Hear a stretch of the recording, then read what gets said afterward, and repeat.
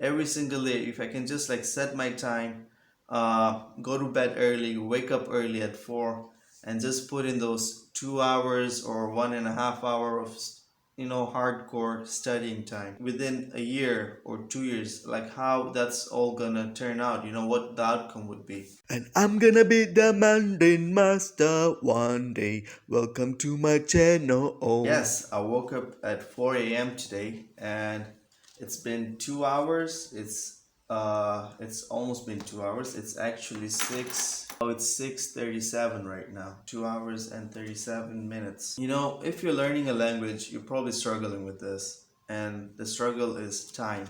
It's hard to find time. It's just difficult, especially if you have a 9 to 5. I actually have a 8 to 5. And then you have to dedicate some time to your family, time to eat, time to sleep. And you struggle to find the time, that undisturbed time that you need to put into your language learning. For quite some time, what I was doing was that I was printing things out like this on a piece of paper. So I would just highlight things that I need to focus for that day. I'll try to memorize sentences. Now, that works, okay? It works, but I still realize that this thing about when I'm memorizing sentences, it only works well when I've actually put in a good amount of time understanding them at the beginning. So then maybe throughout the week or so, I can just sort of review those things. But I'm realizing that I need to put in solid blocks of time on a daily basis, and it won't work if I'm just studying like that on a weekend and then kind of just reviewing things during the week. I want to reach a considerable level of fluency like within 2 to 3 years. I'm not looking at this as a lifelong journey like 20 years or something. I mean, I'm definitely gonna still be learning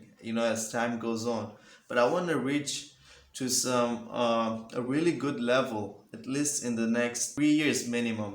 I'm thinking if I can just do this like every day, every single day, if I can just like set my time, go to bed early, wake up early at 4, and just put in those 2 hours or 1.5 hour of hardcore studying time, like within a year or 2 years, like how that's all gonna turn out, what the outcome would be.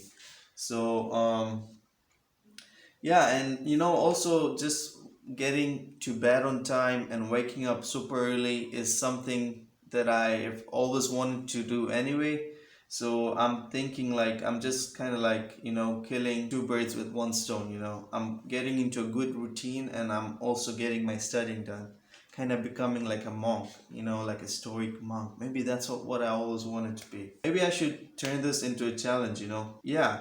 Well, you know what? You're actually gonna find out within the next 7 days. So, because if I end up doing this for even 7 days consistently, I'm probably gonna make a 7 day update video on this. But let me know what you think. Have you tried this? I actually got this idea from Days of French and Swedish.